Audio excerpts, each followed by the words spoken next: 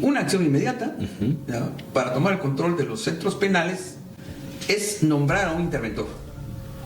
Un interventor que tenga poder de decisión. ¿Ya? Y que reciba instrucciones específicamente del señor presidente y bajo una hoja de ruta, una planificación que nombraría, ya no es un director. Mira cuánto duró el último director. Ya llevamos 5 directores. Sí, claro, ¿no? Nunca en la historia de todo el sistema penitenciario se habían dado amotinamientos en 3 centros penales. De forma paralela. De forma paralela. Que en ese momento fue Renovación 1, que actualmente se llamaba El Fiernito. El segundo fue el Preventivo de la Zona 18. ¿Ya? Y la otra fue Janes 2. Todos vinculados a las estructuras de la Mara, pero movimientos que están concatenados. Y aquí sí me sorprende mucho de por qué la inteligencia de Estado no lo tomó en cuenta. Todos estos actos que lamentamos que hayan fallecido 11 policías, ya, que ahí sí que ofrendaron su vida por la patria y cumplimiento de su deber. Lamentable, sinceramente les mando un pésame a todos sus familiares. Pero todo esto se cobraba en ese entonces aproximadamente alrededor de 4,000 quetzales. ¿Qué pasó? Esto abrió la puerta a la corrupción, porque empezaron a colocar a estos individuos ahí y empezaron a aprovecharse de la famosa atalacha. A los diferentes directores quitan también al profesional y ponen a un guardia antiguo. ¿Qué vino a hacer a vender los puestos. A vender cada uno de los centros penales tenía un precio. Ya que oscilaba desde 60,000 hasta 100,000. Entonces todo esto empezó a deteriorarse. Con las 3 acciones contundentes que crees que deberíamos de estar viendo en este momento para atender esa crisis. Pero yo creería que lo primero que tendríamos que hacer es tomar el control de los centros penales. ¿Qué es lo que se va a hacer? Los objetivos precisos, ¿verdad? Y entonces con eso ya se hizo gran cosa. Porque además le da seguridad a la decisión de quien esté hasta que termine este gobierno. El interventor puede terminar. 2, es tomar ese control a través de una militarización de los centros penales. Eso es lo contundente. Te estoy hablando de la segunda.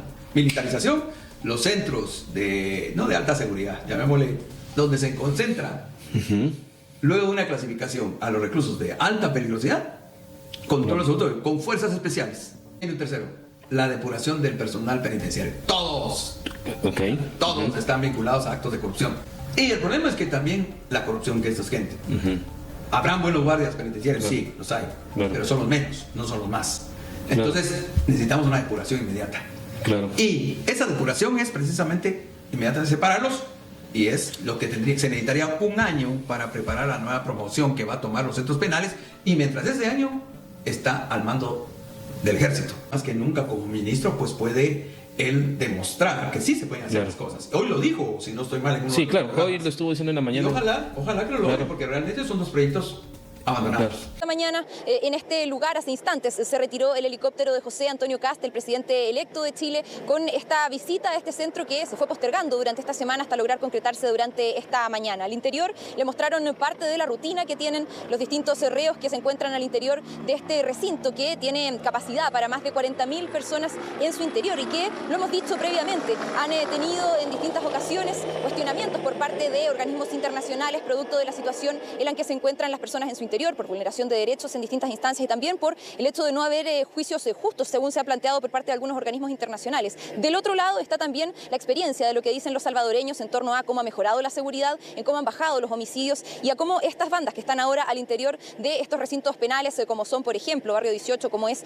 también la llamada Mara Salvatrucha o el MS-13, están entonces ya alejados de la población civil y permiten, también lo decían algunas de las personas con las que hemos podido conversar, el libre tránsito en distintas horas del día y sin mayor preocupación respecto de la seguridad en los distintos puntos de la ciudad de El Salvador.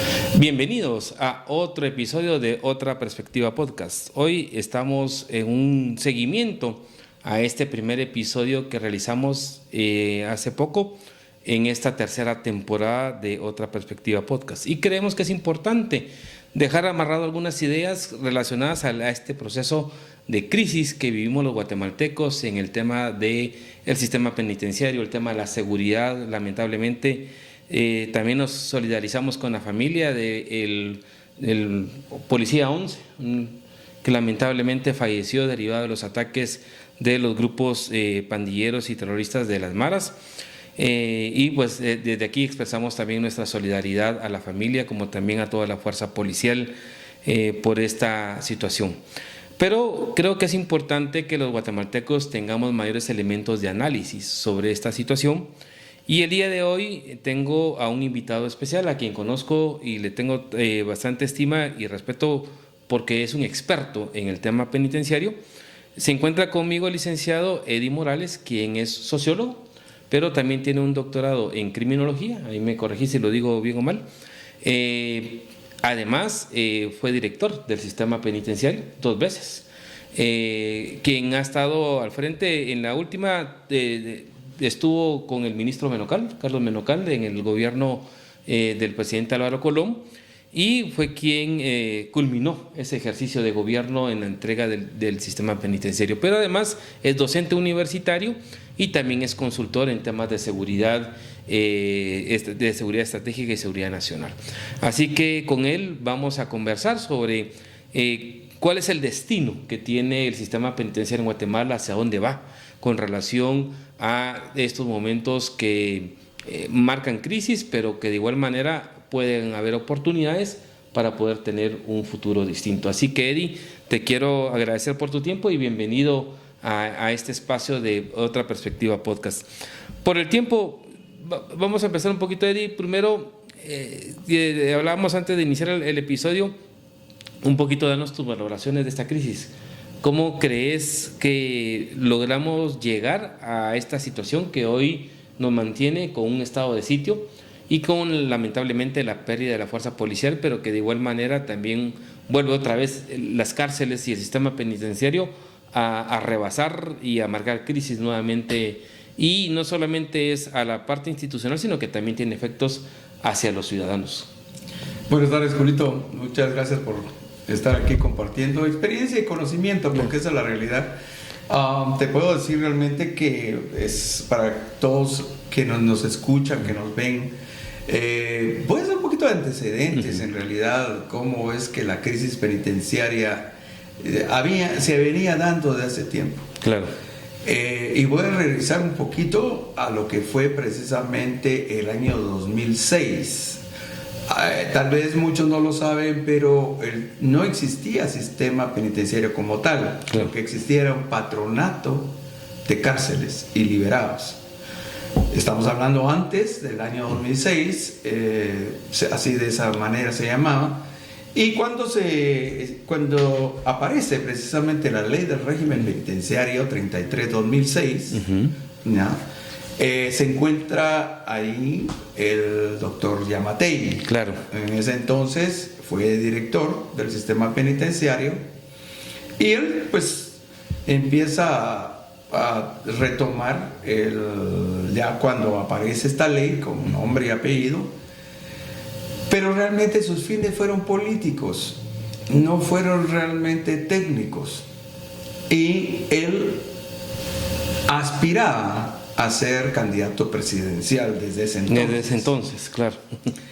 Entonces se da una situación acá interesante porque se empieza a surgir y aplicar la ley de régimen penitenciario y tomar nota de que le dan 10 años a esta ley para que totalmente se aplique como tal. Claro.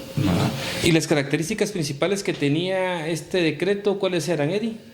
Lo que sucede es que el sistema penitenciario como tal, como no existía de una forma demasiado desvinculado de la realidad nacional, uno, dos, pues la intencionalidad era darle un ordenamiento, porque que no lo creas, no existía la ley del régimen penitenciario. Claro. Fue hasta el año 2005 y que, por cierto, esta no es la original que se presentó y que fue consensuada y socializada entre la sociedad civil organizada, con el mismo Congreso de la República, con expertos penitenciarios, con un grupo de extranjeros, y al final lo que termina produciéndose es esto. Claro. Bajo esas circunstancias, entonces, se dan una serie de aspectos que cuando se observa las características de esta ley, uno encuentra muchas falencias. Okay. ¿Ya? Pocas palabras, como decimos acá en Guatemala, el niño nació. Claro. como con desventaja. ¿Ya? No le puedo decir muerto porque tampoco, pero sí con desventaja. Y en este caso, el señor Yamatei se aprovechó de eso. Y te recuerdas que se llevó a cabo más o menos en septiembre, si no mal me equivoco, me corriges, el 24 de septiembre se llevó a cabo la operación Pavo Real. Claro, que fue la toma en Pavón. La toma de Pavón, precisamente, pues, con la intención de darle popularidad y que la gente viera al señor Yamatei como la figura que podría ser el próximo presidente. Claro.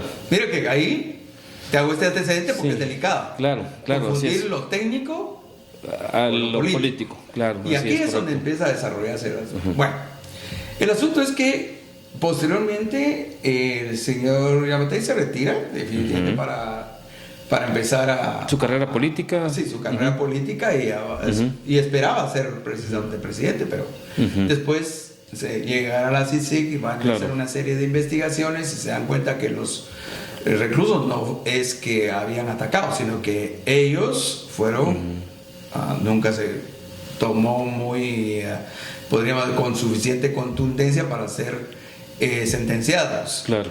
Y al final, el señor Yamatei, de verdad te digo, debería estar en prisión porque es una alta responsabilidad ser director general y haber permitido todo lo que sucedió. Pues al final, pues llega a corroborarse por la CICIG que habían sido asesinados estos reclusos. Sin embargo, hubo una contraparte que decía lo contrario. Al final, bueno, ya todos sabemos el desenlace de esa historia. Y aquí viene entonces un proceso.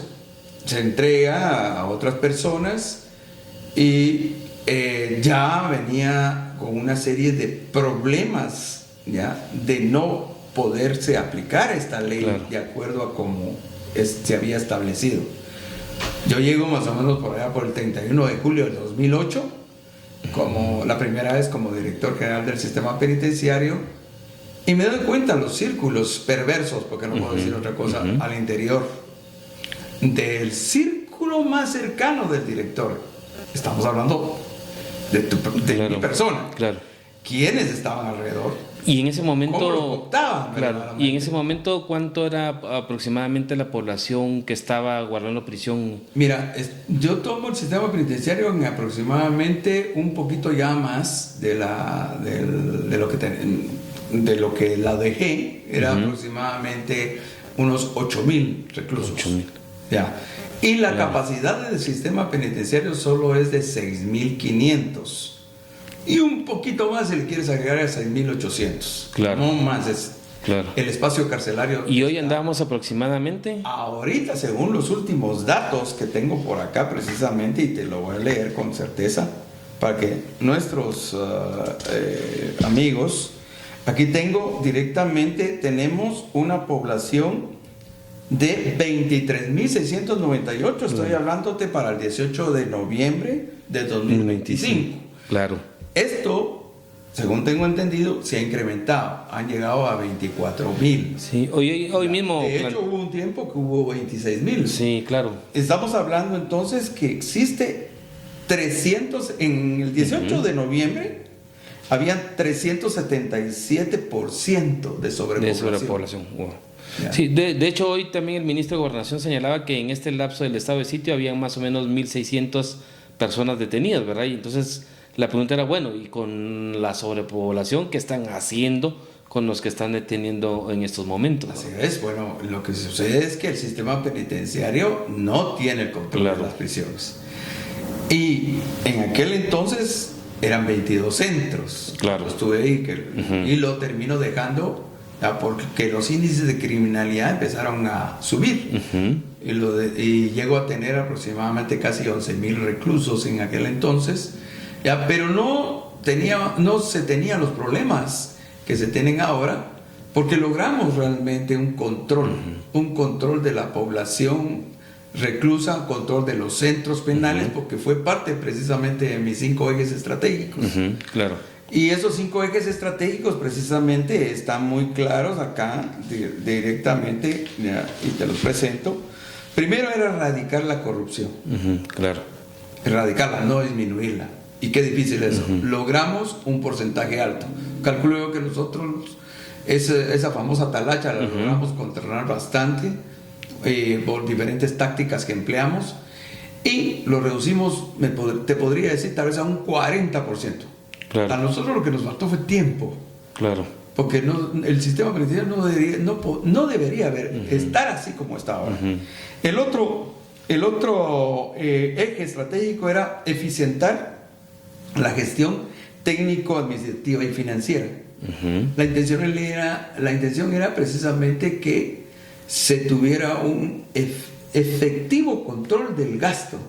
Claro. Porque es una institución muy paupérrima, le llamaría yo. Es el último eslabón de la cadena de justicia y nunca tiene el presupuesto suficiente para invertir principalmente. La mayoría del presupuesto se va en pago de salarios. Claro. En un montón de pagos que realmente se diluye. Y en aquel entonces, te estoy hablando, eran 380 millones anuales. Vale. Y mira, la población ya estaba creciendo. Claro. Y luego era impulsar un programa de rehabilitación social efectivo para que cuando se reinsertara a los reclusos fuera efectivo. Y precisamente creamos el cooperativismo penitenciario, basada precisamente en un trabajo de tesis de maestría que yo había hecho unos años atrás y que realmente pues vi que había una posibilidad de implementarlo y nos dio resultado. Claro. Creamos 5 cooperativas penitenciarias muy fortalecidas y que vendían el producto al exterior. La gente empezó a trabajar de una manera coordinada y de una manera efectiva. Y los productos que se hacían, se vendían. Esto, la intencionalidad era precisamente crear un fondo. Un fondo, por eso le llamábamos nosotros en aquel entonces Plan 33. ¿Qué es el Plan 33? Se iba el 33% para la manutención de la familia que estaba afuera, luego un 33% precisamente para el recluso que está ahí adentro, porque le sirve, claro, unos centavitos, y lo importante es que ese 33% se iba a un fondo, que a un fondo para que le sirviera a él al salir de prisión.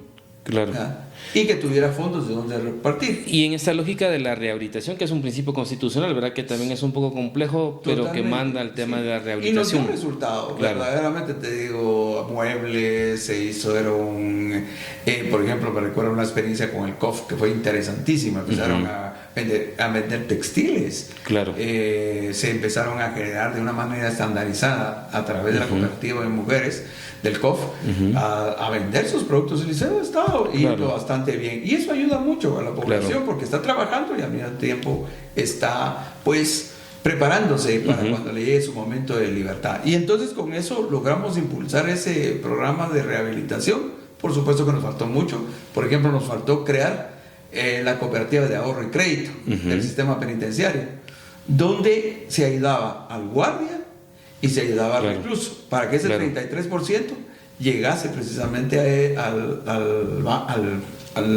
este banco de crédito de ahorro, y con esto al salir pues ya tenía por lo menos un crédito para empezar su propia empresa. Porque hay que reconocer algo interesante: ninguna empresa al salir de prisión te va a dar empleo. Claro. Porque es muy discriminadora nuestra sociedad y no ayuda precisamente a eso, a rehabilitar, porque todo le tiene miedo. Entonces, así la idea lógica era crear un cooperativismo penitenciario externo. Lamentablemente en Guatemala no existe una política post-penitenciaria. Y aquí es entonces donde se desprende todo el asunto. Pero al final nos dio bastante atención. El otro eje estratégico fue mejorar el control de los centros penales, y logramos el control. Te cuento algo muy difícil de creerlo, pero es la realidad. Su servidor tuvo 2 atentados directamente por poner orden en las prisiones. Claro. Es más, hasta tuve un intento de secuestro de mi hijo, y realmente pues logramos descubrir quiénes eran los responsables. Y muchos de ellos eran integrantes del MARA, de MARA 18. Y esto te lo digo porque lo declaró el mismo No sé si te recuerdas el famoso abuelo. Él declaró claramente que ellos habían coordinado y planificado los atentados en mi contra. Claro. Y al final fueron sentenciados. Y el otro era la dignificación de la carrera penitenciaria. Dignificar la carrera penitenciaria es importante por una razón. Porque todos se olvidan del esfuerzo que hacen los guardias penitenciarios y tienen turnos muy duros, muy difíciles. Claro. 8 días adentro, 8 días afuera, sí. Pero entonces habría que dignificarlos, no solo con capacitación, preparar un nuevo pensum, sino que también incrementar su salario un poco. Pero lamentablemente pues las cosas fueron cambiando. Al final esos ejes estratégicos me dieron la razón y ahora me da la historia la razón. Si lo hubiéramos continuado. Solo 2 detalles antes de la pregunta, de decirte qué pasó, de cómo dejaste el sistema y por qué se marca el deterioro en los subsiguientes gobiernos hasta lo que tenemos hoy. Pero solo tengo 2 detalles. Una, en cuanto al tema de los controles, en la misma ley del sistema penitenciario determinaba un sistema de control hasta biométrico. ¿Lo tenemos actualmente, Eddie, o no tenemos? Eso sigue siendo realmente o sea, no hay una certeza real de quiénes son los que están adentro y quiénes no. Te cuento, nosotros dejamos el sistema AFIS y el control de ingreso y egreso de una manera muy ordenada, muy El sistema efectiva. AFIS es el tema con la huella dactilar. Con la huella dactilar. Ok, correcto. Y posteriormente, no sé qué pudo haber sucedido, parece que se descompuso por alguna razón. Los bloqueadores de señal funcionaban en aquel entonces aproximadamente, no el 100%, nunca funcionaba el 100%, de hecho se demandó a la empresa y se le pidió activar precisamente el seguro que tienen ellos precisamente. Y no funciona, después lo fui entendiendo, porque la gran mayoría de bloqueadores de señal, si bien es cierto que son efectivos, pero nuestros terrenos, donde están ubicadas las prisiones, no todas por supuesto, tienen demasiados, llamémoslo, están como enquebrados, o sea, no están completamente planas. Claro. Te voy a poner el caso de zona 18. Claro, ¿verdad? Entonces, va para abajo. Quedan espacios muertos. Y es precisamente lo que utilizan los reclusos, para lograr operar de las cárceles, sacar llamadas y de ahí que esto les sirva para extorsionar. Sí, pues, correcto. Entonces un 85%, pero siempre tuvimos el problema de que no se logró el 100%. Entonces con esto se quedó el AFI, se quedó esto, los controles de ingresos eran bastante efectivos. Se pusieron directamente un sinfín de controles, pero llega el final de mi periodo. Yo no voy a decir que yo soy el Superman, mentiras, no soy Superman, simplemente yo agradezco mucho al equipo de trabajo que me acompañó en aquel momento. Se sacrificó mucho, de hecho tuvimos muertos directamente, tuvimos varios ataques, guardias que fallecieron, penitenciaristas que fallecieron también. Pero nosotros teníamos el objetivo de contrarrestar a la criminalidad y atacar a esa criminalidad que, purgando una condena, aún así tenían conexiones directas con las estructuras de afuera. Entonces llega un momento, el 24 de enero del 2012, en el cambio de gobierno, le entregó pues al director que fue asignado, voy a omitir nombres porque por ética, pero al final este director, un coronel y abogado, pues mi sorpresa es que yo no sabía que era parte de la misma estructura de Byron Lima, ya fallecido en el 2016.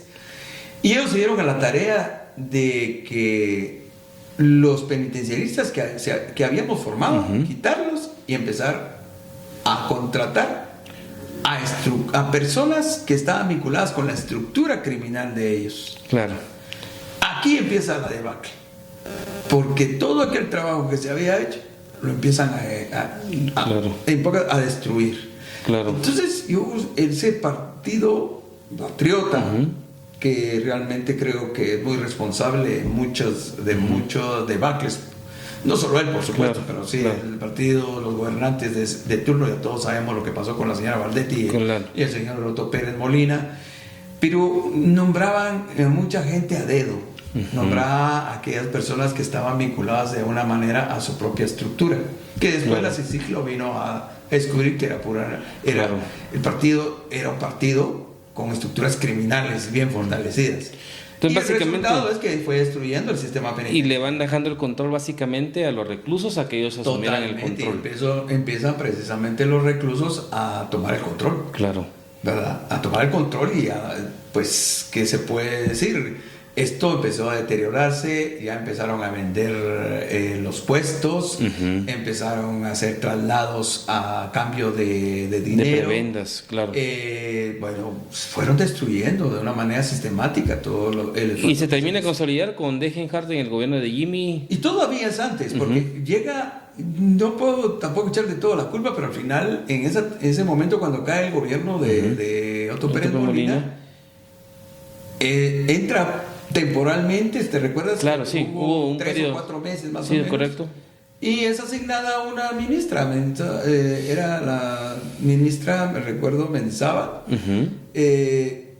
Pues al final aduce que ya el dinero ya no alcanzaba y que iban a quitar a los directores de los centros, que eran profesionales, del derecho, criminólogos.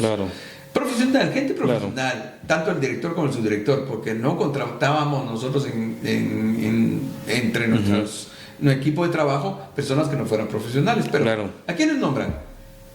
Nombran a dedo a las personas, ¿ya? Y cuando hablo de dedo es que usted, por ser un guardia antiguo, tome el control del centro tal y quitan al profesional. Sí, pues. ¿Qué pasó con eso? Esto deterioró más todavía, porque todos los profesionales se van aduciendo que no alcanzaba ya el presupuesto para pagarles.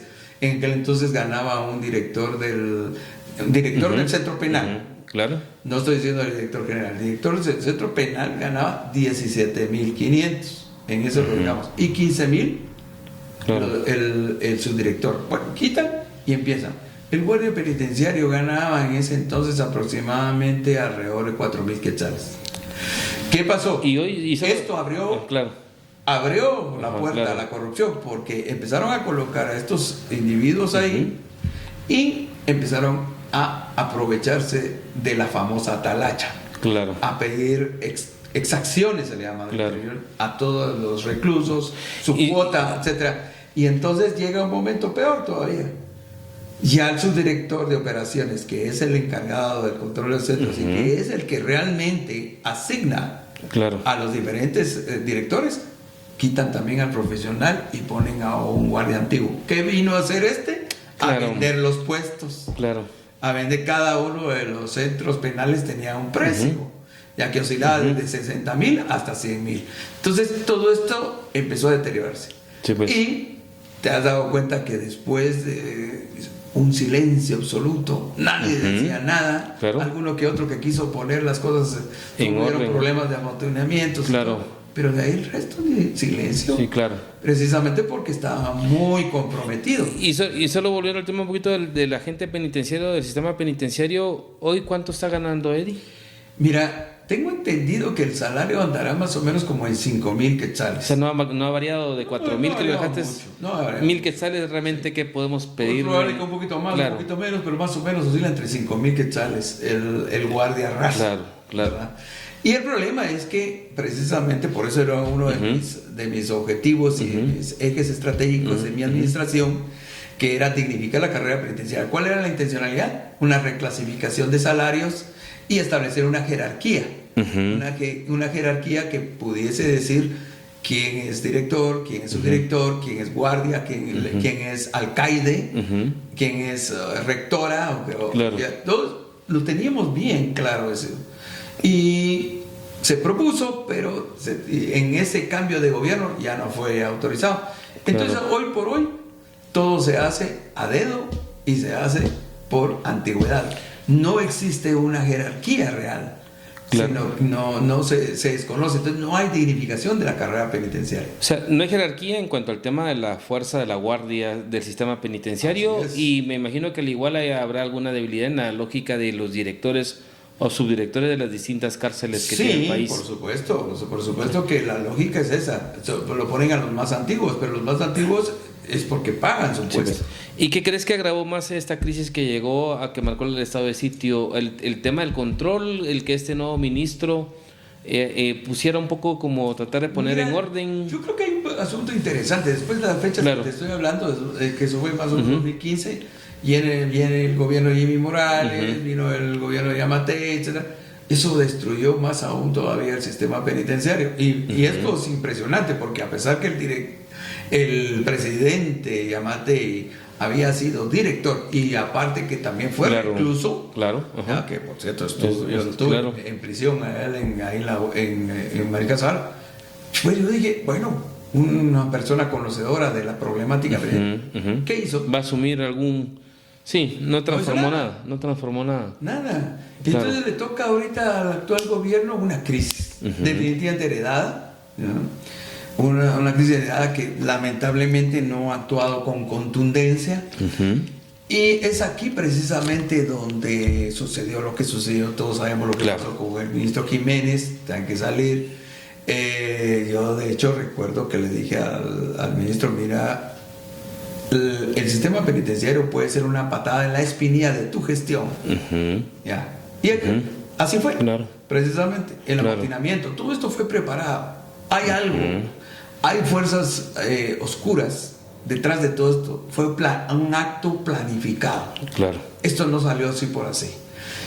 Y al final sabemos que tuvo que salir, pues está siendo buscado, va a tener que rendir cuentas un día ante la justicia, igual el director, igual la viceministra, y todo se fue destruyendo.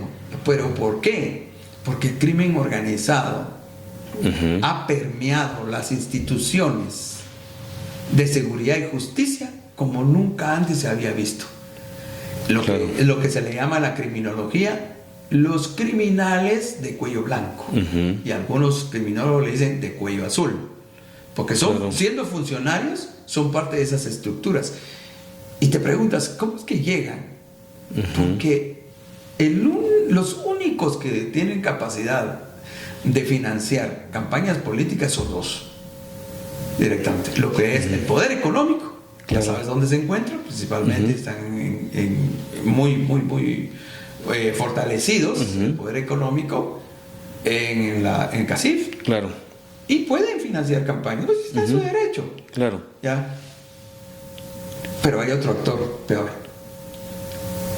el narcotráfico, y entonces en esas apuestas empiezan a infiltrar a su gente, para que sean nombrados no por capacidad ni por tecnicismo, sino porque les conviene a ellos la obtención de información, el control del sistema penitenciario, el control de inteligencia, el control de toda la seguridad del Estado. Y llegamos entonces en este momento. Cuando se va, bueno, dándose cuenta el señor presidente actual que dice, wow, esto está muy crítico, los amotinamientos. Mira, que algo muy interesante, nunca en la historia de todo el sistema penitenciario se habían dado amotinamientos en 3 centros penales. De forma paralela. De forma paralela. Que en ese momento fue Renovación 1, que actualmente se llamaba El Fiernito. El segundo fue el preventivo de la zona 18. ¿Ya? Y la otra, Fraijanes 2. Todos vinculados a las estructuras de la Mara. Pero mira algo muy interesante. ¿Por qué? Hay una serie de acontecimientos que están concatenados. Y aquí sí me sorprende mucho de por qué la inteligencia de Estado no lo tomó en cuenta. Todos estos actos que lamentamos que hayan fallecido 11 policías, ya, que ahí sí que ofrendaron su vida por la patria y cumplimiento de su deber. Lamentable, sinceramente les mando un pésame a todos sus familiares. Pero todo esto se pudo haber evitado. ¿Por qué te digo? Desde el primer momento que inicia una serie de hechos, y voy a decir exactamente en qué momento, cuando asesinan a un líder de los Caradura. Desde ese momento empiezan, si te has dado cuenta, empiezan las vendetas. entre Mara 18, Mara Salvatrucha y... Eso implicaba un reacomodamiento entre las estructuras criminales que te podían identificar si tenías inteligencia que podía haber algo más. Exactamente. Entonces, ¿por qué los Caradura tienen mucha influencia política y con algunos, mira, no quiere uno aceptarlo al final, pero es cierto, algunos fiscales, algunos jueces. Claro. Entonces todo esto ya tiene una estructura muy fuerte y pueden influenciar para beneficiar a muchos reos que están dentro del sistema penitenciario. Claro. A partir de ese momento, si te das cuenta, se da otro acto.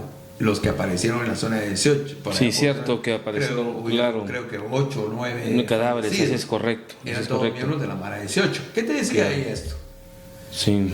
Que el punto se estaba acercando a un amotinamiento, una trifulca, o que se iba a fortalecer los reclusos de la Mara 18 que están adentro purgando. Claro. Esto ya tenés que hacer un análisis y construcción de escenarios.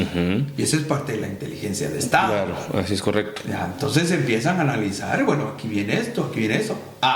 Muy probable. Ahí es donde exactamente digo, bueno, no, tenés que hacer tus 3 escenarios en el cual dice, bueno, va a haber amotinamientos en el sistema penitenciario, o se va a incrementar las estructuras criminales en los barrios más conflictivos. Claro. Conflictos de territorio, ¿verdad? Exactamente. O realmente va a haber un problema mucho más territorial. Estos son los 3 escenarios. ¿Qué pasó? Yo me pregunto, ¿qué sucedió ahí? De hecho, ¿no hubo análisis? Sí, de hecho con el anterior invitado que fue el excomisario Estuvo Velasco, cabalmente hacía esa pregunta, ¿verdad? Los elementos de inteligencia, porque sumaron a otros hechos más, el robo del armamento en el Petén, ya habían otros indicadores ese es otro elemento que él marcaba, ¿verdad? Que sirvieron... El robo de armamento, eso de un comando militar. Claro.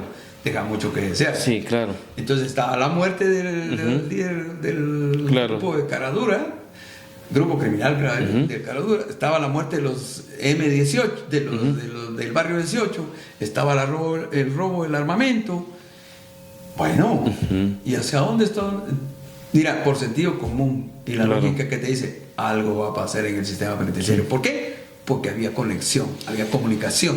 Bueno, y de hecho yo creo que a todos nos sorprendió, y yo no sé, y esa parte del impacto, ¿verdad? Que es un poco entre la crítica que también haces al gobierno en la lógica de la foto que colocan del líder y que inmediatamente sale el ataque hacia los policías, ¿verdad? Pero hubo una capacidad que como, digamos, en dónde está, si se había medido o no el nivel de inteligencia, en la capacidad de reacción que podían tener esos grupos.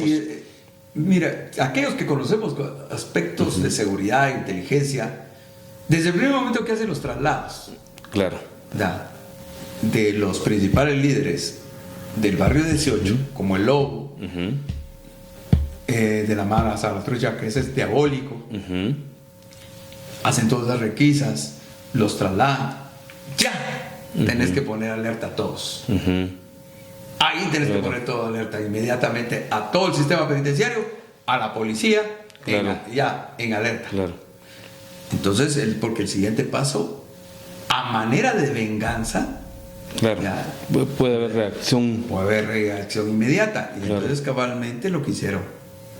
Tomaron los 3 centros penales, le prenden fuego a Renovación 1 que de máxima seguridad no tenía nada. Sí, realmente parecía que era de papel la cárcel por la quema de todo lo que hicieron. Entonces aparece toda esa situación, era previsible. Sí. Y es más, ese día que tomaron los centros penales, desde ya debería de colocarse en alerta, como se dice en el caló del alfabeto fonético internacional, dices de carácter 5.2. ¿Qué es 5.2? Urgente. Ese carácter 5.2 era porque se aproximaba una serie de ataques contra las fuerzas de seguridad. ¿Por qué no los activaron? Esa es otra duda, interrogante. Porque inmediatamente tomaron los centros, hicieron una serie de requisas, habían rehenes. ¿Cuál era el siguiente paso? La venganza contra los policías que habían hecho esas requisas. Y ahí está el resultado, 11 fallecidos. Y llegamos a lo que tenemos hoy, el estado de sitio. Ahora, yo te hago la misma pregunta que le hice en su momento al comisario Stum. Es decir, bueno, Obviamente la reacción, el ataque que hay genera una reacción de respaldo social en todos los segmentos de la sociedad y obviamente político porque el Congreso le ratifica el estado de sitio al gobierno de Guatemala y al presidente. Pero entonces ya en esta lógica de lo que estamos, ¿cuáles deberían ser como las medidas que deberíamos de estar esperando el gobierno para atender esta situación? Porque hay algunos que están marcando que hay mucha pasividad, pero bajo tu experiencia y entendiendo que es un problema heredado, que no es algo que surgió ahorita, sino que ya venía como un cúmulo. Así es. Y que a partir de ahí, pues lo que este gobierno tiene que asumir es aprovechar esta crisis e intentar, en todo caso, reordenar ese deterioro que ya vimos en infraestructura, en cuanto a la calidad de los agentes penitenciarios, el salario, inclusive el mismo modelo de la institucionalidad que da pauta a si vale la pena que mantengamos esta ley o tengamos que transformarla. Pero ¿cuáles deberían ser como las 3 acciones contundentes que crees que deberíamos de estar viendo en este momento para atender esa crisis? Interesante la pregunta, es muy amplia, por cierto. Claro. Pero yo creería que lo primero que tendríamos que hacer es tomar el control de los centros penales. ¿Y a través de qué?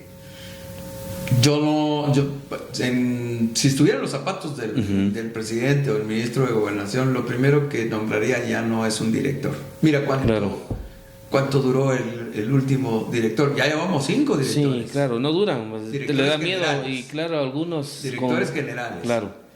Bueno, lógico. No es un Superman el director para arreglar todo. Claro. Entonces, ¿sabes qué? Mejor, ¿de qué hemos de estar nombrando directores? Y una acción inmediata ¿ya? Para tomar el control de los centros penales es nombrar a un interventor. Un interventor que tenga poder de decisión.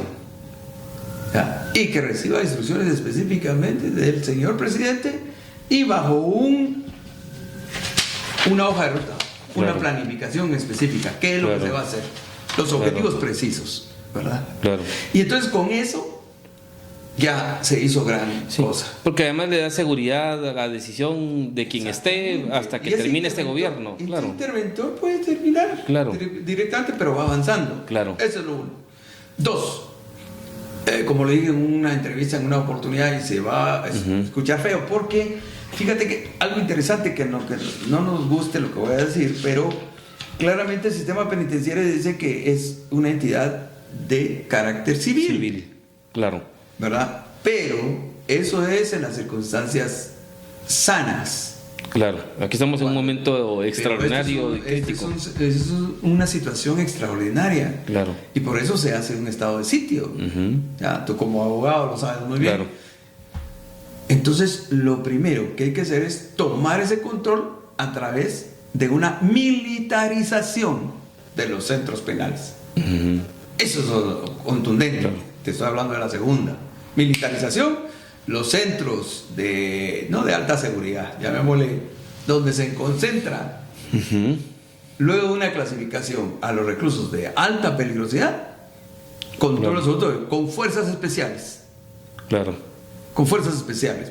Los ordenás, sacas un buen censo de quiénes son los que están ahí. Claro.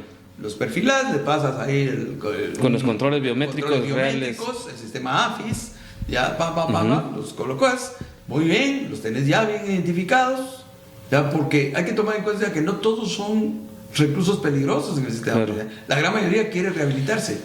Pero hay un dato, Eddie, que a mí me preocupa. En la lógica de toda esa crisis se marcaba que había más de 6,000 pandilleros ya condenados.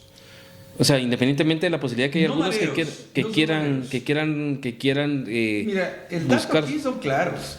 El dato que te estoy hablando, el dato que estábamos hablando acá, precisamente nos está diciendo a nosotros que representan, mira, de la población, no sé, por acá lo tenía, con tanto papel. Bien, mira, aquí lo tienes con claridad. Mira, ¿cuánta población en situación preventiva hay? Un 52%. Claro. De ese 52%, tenemos 6,289 hombres y 938 mujeres. Claro. Correcto. Población condenada. Correcto, ahí está. Son precisamente hombres 14,568 y mujeres 1903. Mira cómo ha crecido la población de mujeres condenadas ya con y están en prisión. Claro. Bien, total 23.698, estamos hablando noviembre del 2025. Ok. De esta población estamos hablando el 48%. El 52%, no creas que todos son de alto perfil criminal. Claro. Son aproximadamente, oscila en un 10% de esto. Claro. Y eso es exactamente lo que se necesita clasificar inmediatamente y separar. Claro. Primero separación y luego es clasificación. Claro. Entonces, oscila más o menos, como te digo, si no mal estoy, entre 8% a un 10% del 100%. Claro. Entonces, esa es la gente que hay que inmediatamente trabajar. Y aquí viene entonces donde viene el tercer punto, la infraestructura carcelaria. Tenemos en este momento 2 proyectos grandes. Claro. Uno de los proyectos es Mazagua. ¿Por qué se quedó pendiente? Mira, ¿desde cuándo viene ese proyecto? Viene desde tiempos del señor Yamatei. Así es correcto. 2022, tuvo ya el gobierno el dinero. ¿Qué pasó ahí? Claro. Y te voy a decir, a todos lo dicen, ¿y qué pasó ahí? Bueno, mira, ¿cuántos años han transcurrido? ¿22? Estamos en el 26, 4 años. 4 años. Se supone que esa prisión tenía que haber terminado en 2 años máximo. Sí, era 18 meses, era lo que tenía en la programación. ¿Dónde está? Simple. El problema en Guatemala es que la corrupción se ha generalizado tanto. Claro. Y se ha convertido en una institución, la corrupción. Se ha institucionalizado muchas.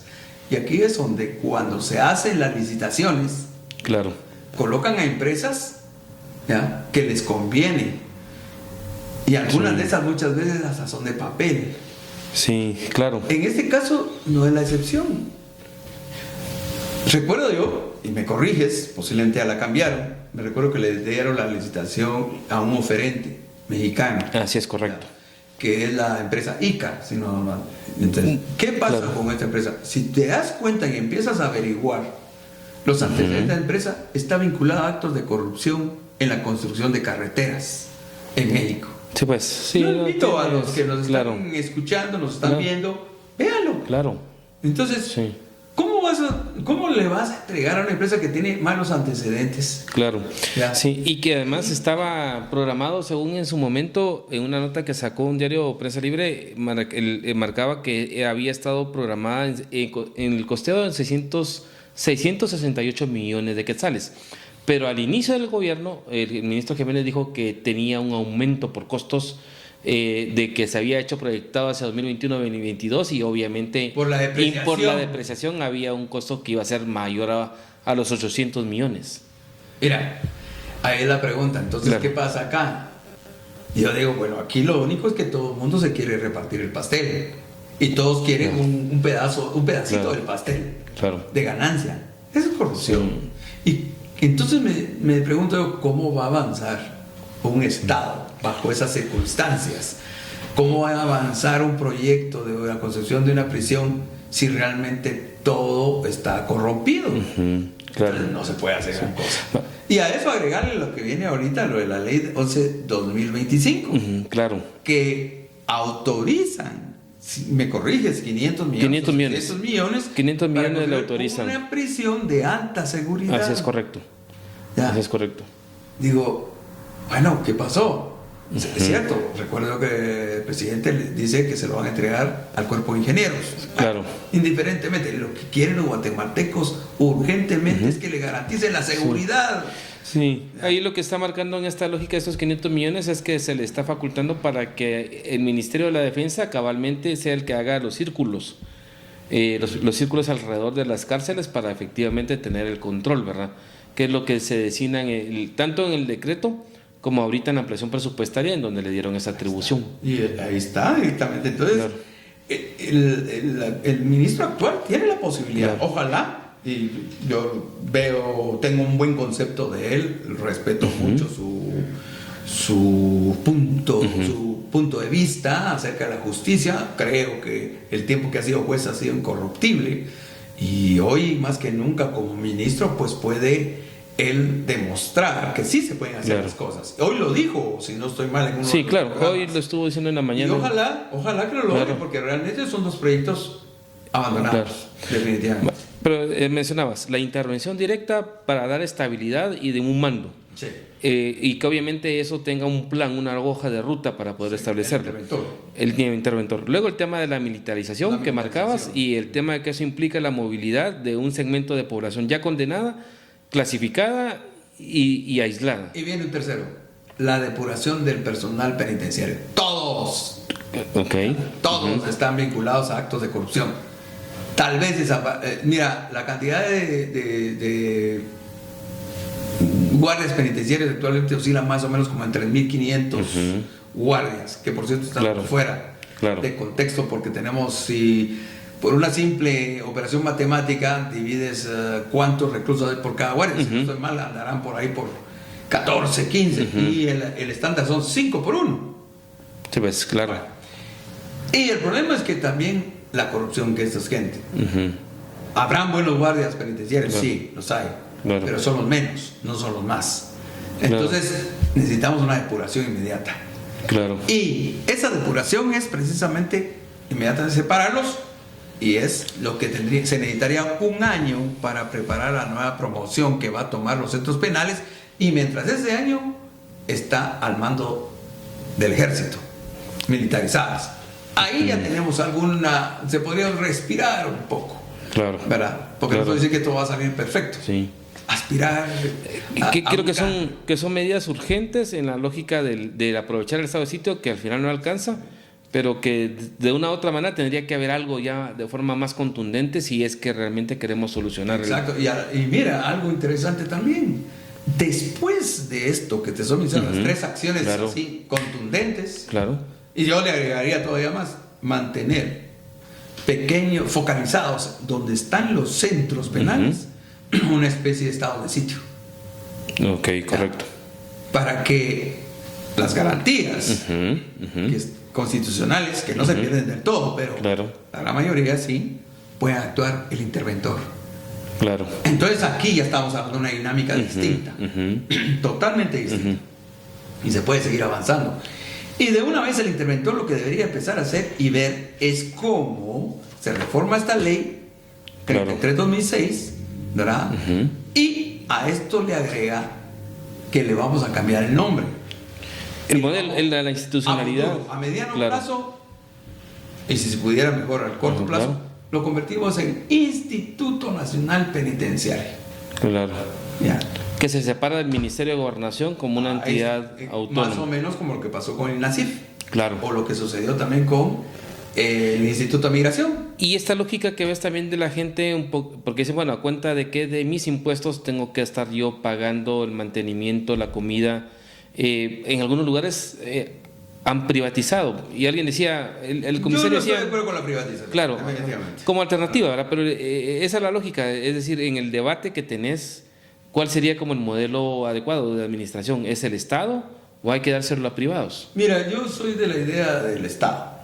Es que, mire, el mismo artículo de la Constitución número 19, el artículo 19 lo dice claramente, que es responsabilidad del Estado. Y entonces si queremos privatizar las prisiones, entonces cambiemos el artículo 19, ¿verdad? Y permitamos inmediatamente que haya intervención de empresas privadas, como lo que algunos países lo han hecho. Pero mira, es una mala experiencia, por cierto. Mira lo que sucedió en Estados Unidos. Está sucediendo. Han privatizado prisiones. ¿Qué ha pasado ahí? No han funcionado. Y en México, alguna experiencia de privatización, no te doy de todos, pero lo pusieron, se incrementó la corrupción. Porque se convierte en un negocio. Entre más capturas, mayor reclusión. Entre más reclusión, más fuente de ingresos de esas empresas. Entonces, yo creo que acá tiene que ser el Estado el que tiene que seguir manteniendo, pero teniendo esa visión de Estado que nos ha faltado. ¿Cómo queremos nosotros a futuro tener realmente un sistema penitenciario efectivo? Sí. Y mira, y en cuanto al tema de la infraestructura, y cuando hablábamos un poquito de las ideas para la conversación, yo te planteaba un poquito que el criterio a la construcción del CECOT en El Salvador, que es un referente. 4 de la mañana. Todos se levantan. ¡Posición de conteo! Inmediato. Hace un solo bloque al interior de la celda. Nadie habla. Viene el baño con agua fría. 35 minutos para bañarse. Aproximadamente los 80, 90 o 100 personas que se encuentran dentro de sus celdas. ¡Y ordenado! Así empieza el día. El desayuno es sencillo. 2 tortillas, casamiento y crema. Lo justo. No hay pollo, no hay carne. Nada sobra, nada falta. Todo el día es igual. ¡Y ordenado! Orden. Vigilancia. Y reglas claras. Cada paso está controlado. El desplazamiento es, ok, camina a la par de mí. No va donde usted quiere ir, va donde yo quiero que vaya. ¿Ustedes ya lo vieron? Inmovilizados completamente. Y que algunos están cuestionando hace poco que el presidente Nayib Bukele estuvo en Costa Rica, porque ahora también vimos el video y ahí vamos a compartir el video en el podcast en este episodio de cómo es el proceso de clasificación que hay en el CECOT. Ahorita que abrieron un poquito las imágenes porque llegó el nuevo presidente electo de Chile a El Salvador, pero en Costa Rica hace un año el presidente Nayib Bukele dijo de que el costo de las 200 manzanas más 32 que fueron la construcción propiamente de la cárcel más la habilitación tuvo un costo de $115 millones. Y aquí la proyección es que puede pasar más allá de esa cantidad. ¿Cómo ves ese punto? Porque al final de cuentas la lógica de la organización además es de 40,000 reclusos en El Salvador, y aquí la proyección estaba apenas como para 6,000. Sí. ¿Qué criterio tenés con relación a esto? Inaudito. Ajá. Es inaudito que realmente, yo no soy bukelista, definitivamente. Claro. Sí, le admiro algunas estrategias de él en cuanto al control de los centros penitenciarios y la seguridad ciudadana. Efectivo, muy bien, le doy aplausos, pero hay otras cosas que los salvadoreños han perdido pues derechos políticos a cambio de seguridad. Claro. Entonces, el asunto es muy interesante el fenómeno, ¿verdad? Que sí, en efecto, ha funcionado, y así creo yo que podríamos hacerlo en Guatemala. Pero ¿por qué haya una prisión para 40,000 reclusos? Costó $115 millones. Claro. Y mira toda la cantidad que está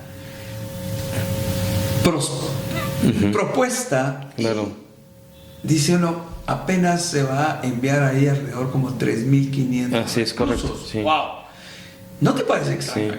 Que eso fue el mismo comentario del mismo presidente hoy ya saliente de Costa Rica, Rodrigo Chávez, que dijo, miren, aprendamos un poco del ejemplo de Salvador, porque ahí también a Costa Rica le estaban presentando un proyecto como de $1,000 millones y que al igual era para 5,000 o 6,000 reclusos, ¿verdad? Entonces... Mira, Bukele, interesante lo que dijo en una entrevista, el dinero alcanza claro, mientras no se lo roben. Así es, correcto. Sí. Así es sencillo. Ese es el asunto.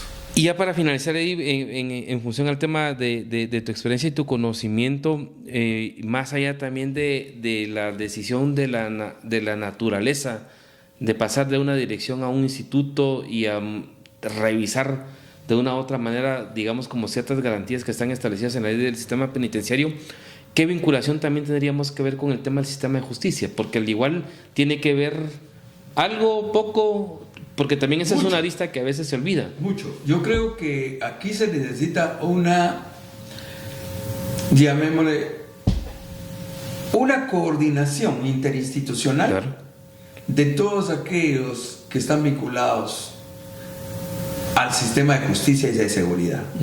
En este caso, entiéndase, el organismo judicial, el Instituto de la Defensa Pública Penal, el Ministerio Público el Ministerio de Gobernación y no digamos, por ende, el sistema penitenciario. Claro. Si hay una coordinación interinstitucional, eso va a resultar bien, pero tenemos que hablar el mismo idioma. Claro. Pero si tenemos esas fricciones, tenemos ese gran problema, es de lo que estás viendo ahorita, que mira, ¿cómo es posible que haya una serie de elecciones para volver otra vez a retomar el sistema de justicia y donde hay personajes impresentables que están siendo candidateados para ser magistrados? Oigan, eso es delicadísimo. Claro. Entonces, cuando realmente se ha demostrado que hay vínculos con el crimen organizado. Entonces, eso es lo que tenemos que sanear. Ahí tenemos que llevar a los mejores prospectos. Definitivamente, los prospectos deben ser idóneos para esto. De hecho, el sistema penitenciario está la Comisión Nacional del Sistema Penitenciario, que se llama la CONIC. Claro. Y está integrado precisamente por un representante del Ministerio de Gobernación, en este caso viceministro de Seguridad, el director del sistema penitenciario, un integrante o representante de la Defensa Pública Penal, un fiscal del Ministerio Público y un juez de ejecución del organismo judicial, quienes son responsables de esa coordinación, de llevar a cabo esa coordinación e implementar todos aquellos programas que beneficien al sistema penitenciario para su transformación. De hecho, deben de llevar a cabo una estrategia a largo plazo que pueda fortalecer al sistema penitenciario. Y, es más, debe reunirse por lo menos una vez al mes. Yo me pregunto, ¿qué han hecho todos los que han pasado en la CONIC, los integrantes? ¿Solo es únicamente recibir sus dietas? Claro. No. Y te lo digo porque tuve la experiencia, nosotros nos reuníamos una vez al mes, ya, durante los 2 periodos que estuve de director del sistema penitenciario, e íbamos avanzando. Y precisamente por eso, estos ejes estratégicos que te he enseñado acá, logramos avanzar. Claro. Estos ejes estratégicos están muy diseñados precisamente con el objeto de alcanzar los fines del sistema penitenciario que están aquí, en la ley del régimen penitenciario. Entonces hay muchas cosas que realmente se pueden hacer.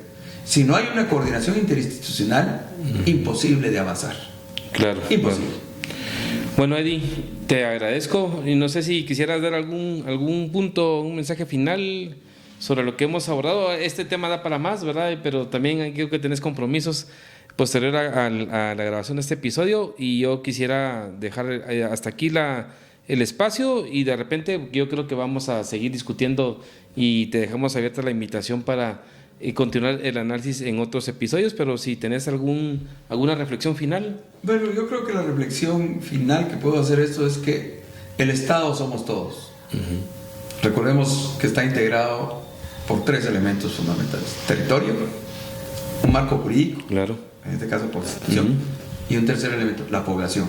Por lo tanto, estos 3 elementos debemos de trabajar para fortalecer a nuestro país y que la ciudadanía sea también consciente de que sin ellos, sin la contribución de ayudar a las fuerzas de seguridad, al sistema de justicia, aunque nos caiga mal que esté funcionando mal, no, claro, es lo que tenemos, pues tenemos que ser responsables al menos de tener una cultura de denuncia. Hay muchos números de teléfonos ahí donde puede usted comunicarse de una manera anónima para que aquellos malos guardias penitenciarios, malos policías, malos jueces, malos fiscales, pues que realmente sean denunciados.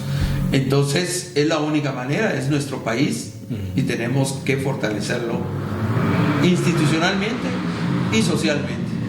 Si nosotros tenemos y estamos convencidos de que podemos cambiar para mejorar a Guatemala, hagámoslo todos de una manera juntos, de una manera organizada, para que nuestros nietos no sufran.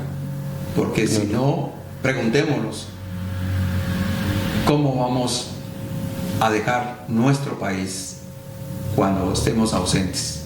Tenemos que dejarlo fortalecido, tenemos que tener una sociedad comprometida y con ello vamos a poder ver a una Guatemala triunfante, fortalecida y con mejores índices de desarrollo humano. Claro, que esa es la aspiración que tenemos todos, ¿verdad, Eddie? Y como al final de cuentas has señalado, hay una ruta, realmente hay elementos para las autoridades de turno que esperaríamos que realmente aprovechen este clamor social y este respaldo social para poder hacer ese parteaguas de lo que se necesita para recuperar en este caso el sistema penitenciario y que eso permita también darle condiciones de seguridad a la población. El recurso hay, ya hubiera querido yo que hubieras tenido ese dinero cuando fuiste director a lo que hoy hay suficiente dinero. Lo que se necesita creo que es decisión y contundencia para poder abordar esta problemática. Pero bueno, la seguiremos discutiendo en otros episodios de Otra Perspectiva Podcast. Les agradecemos la atención por este episodio y les pedimos que estén al pendiente de los próximos episodios de Otra Perspectiva Podcast. Muchas gracias, Julio. A vos. Gracias. Hasta luego.